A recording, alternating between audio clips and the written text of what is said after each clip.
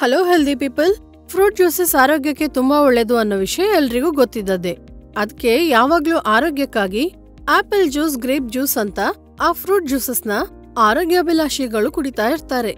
ಆದ್ರೆ ಬರೇ fruit juice ಮಾತ್ರ ಅಲ್ಲ, ಆರೋಗ್ಯಕ್ಕೆ ಒಳ್ಳೇದು ಮಾಡುವಂತ ಇನ್ನಷ್ಟು ರಸಗಳ ಬಗ್ಗೆ ನಾವ್ ಈ ವಿಡಿಯೋದಲ್ಲಿ ನೋಡೋಣ. ಮೊದಲನೇದು ಪಂಚಾಮೃತ. ಪಂಚಾಮೃತ ಅಂದ್ರೆ ಸಕ್ಕರೆ, ಹಾಲು, ಮೊಸರು, ತುಪ್ಪ, ಜೇನು ಈ 5ರನ್ನು ಸೇರಿಸಿ ಪಂಚಾಮೃತದಾಗಿ ಮಾಡ್ತಾರೆ. ಇದರಲ್ಲಿ ದನದ ಹಾಲನ್ನು ಉಪಯೋಗಿಸ್ತಾರೆ.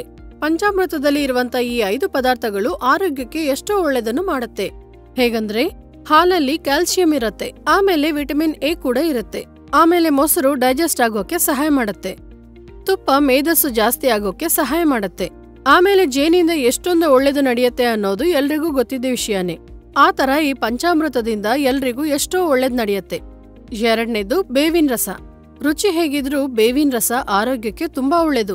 ಬೇವಿನ ರಸದಲ್ಲಿ ಆಂಟಿ ಆಕ್ಸಿಡೆಂಟ್ಸ್ ಮತ್ತು ಆಂಟಿ ಇನ್ಫ್ಲಮೇಟರಿ ಲಕ್ಷಣಗಳು ಇರೋದ್ರಿಂದ ulcer, digestive problem, brain problem, skin allergies, ಕೂದಲಿನ ಸಮಸ್ಯೆ, ಕರುಳು ಮತ್ತು ಮೂತ್ರಪಿಂಡ ವ್ಯಾಧಿ ನಿವಾರಣೆಗಾಗಿ ಬೇವಿನ ಎಲೆಯನ್ನು ಉಪಯೋಗಿಸ್ತಾರೆ.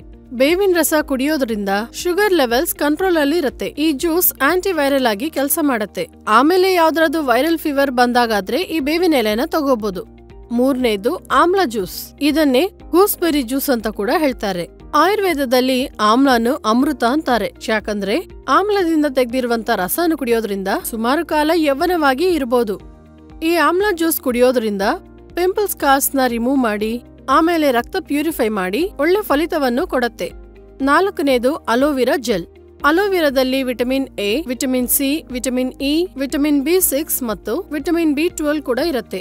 Sodium, iron, copper, potassium, magnesium, zinc, chromium, ಮೆಲೋನಿಯಂ ಮತ್ತು ಕ್ಯಾಲ್ಸಿಯಂ ತರದ ಖನಿಜಗಳು ಇರೋದ್ರಿಂದ ಹಲವಾರು ಆರೋಗ್ಯ ಸಮಸ್ಯೆಗಳಿಂದ ಉಪಶಮನವನ್ನು ಕೊಡುತ್ತೆ. ಆಮೇಲೆ ಅಲೋವೆರಾ ರಸ ಡೈಜೆಸ್ಟಿವ್ ಸಿಸ್ಟಮ್ಗೆ ತುಂಬಾ ಒಳ್ಳೇದು ಮಾಡುತ್ತೆ. ಐದನೇದು ಕಬ್ಬಿನ ರಸ. ಕಬ್ಬಿನ ರಸದಲ್ಲಿ ರುಚಿ ಮಾತ್ರನೇ ಅಲ್ಲ, ಔಷಧ ಗುಣಗಳು ಕೂಡ ಇವೆ. ಕಬ್ಬಿನ ರಸದಲ್ಲಿ ಐರನ್, ಮೆಗ್ನೀಷಿಯಂ, ಕ್ಯಾಲ್ಸಿಯಂ, ಬೇರೆ ಎಲೆಕ್ಟ್ರೋಲೈಟ್ಸ್ ಇರೋದ್ರಿಂದ ಕೂಡ ಇನ್ಫೆಕ್ಷನ್ಸ್ ನ ನಿವಾರಿಸೋದ್ರಲ್ಲಿ, ಇಮ್ಯುನಿಟಿನ ಜಾಸ್ತಿ ಮಾಡೋದ್ರಲ್ಲಿ ಸಹಾಯ ಮಾಡುತ್ತೆ. ಆರನೇದು ಮಶ್ರೂಮ್ ರಸ. ಮಶ್ರೂಮ್ ರಸದಲ್ಲಿ ಕ್ಯಾಲರೀಸ್ ಕಮ್ಮಿಯಾಗಿರತ್ತೆ, ಆದ್ರೆ ಖನಿಜಗಳು ಮತ್ತು ಮಿನರಲ್ಸ್ ಜಾಸ್ತಿಯಾಗಿರುತ್ತೆ.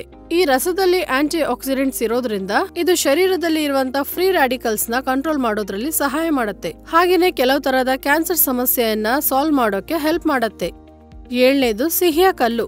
ಹಳ್ಳಿಯಲ್ಲಿ ಇರುವವರಿಗೆ ಈ ಕಲ್ಲಿನ ಬಗ್ಗೆ ಚೆನ್ನಾಗಿ ಗೊತ್ತಿದೆ. ತಾಳೆ ಮರದಿಂದ ಬರುವಂತ ಈ ಕಲ್ಲು ಕಮ್ಮಿಯಾಗಿ ತಗೊಂಡ್ರೆ ಆರೋಗ್ಯಕ್ಕೆ ಎಷ್ಟೋ ಒಳ್ಳೇದು. ಈ ಕಲ್ಲಿನಲ್ಲಿ ಐರನ್, ಕ್ಯಾಲ್ಸಿಯಂ ಇರೋದ್ರಿಂದ ಎಲುಬುಗಳು ದೃಢವಾಗಿರೋದಕ್ಕೆ, ರಕ್ತ ವೃದ್ಧಿಗೆ ಸಹಾಯ ಮಾಡುತ್ತೆ. ಇದರಲ್ಲಿರುವ ಫ್ಯಾಟಿ ಆಸಿಡ್ಸ್ ನಮ್ಮ ಮೈಯಲ್ಲಿ ಫ್ಯಾಟ್ ಜಾಸ್ತಿ ಆಗದೆ ತರ ನೋಡ್ಕೊಳ್ಳುತ್ತೆ.